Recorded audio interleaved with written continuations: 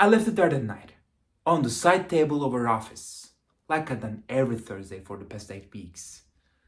She wasn't as useless as I made her feel, but she was damn right called for making me leave that way.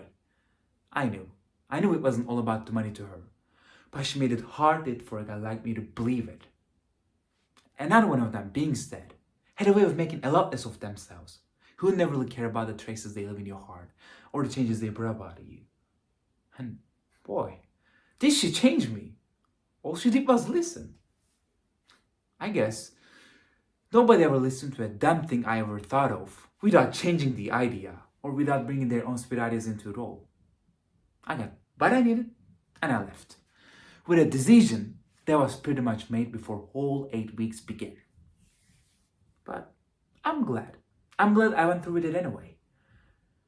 I did my sitting with Mrs. Larner every Thursday. It was something to look forward to. And the more she seemed to oppose my ideas, the more solidified they became. So, I walked down on City Hall that evening and began the process of changing my name. I went through a bunch of diminutive suffixes, choosing something that went with the ring of Mrs. Larner. I liked the R sound. It had a nice vigor to it. It only took me several attempts before I went with choosing Winter Turner. I didn't much like Winter, but the Mr. Turner was good enough. And the Winter sounded good on its own too. So I went with it. And that was it. The beginning of the end.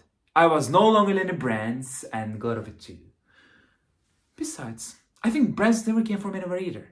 Some old brand must have done the same thing I did.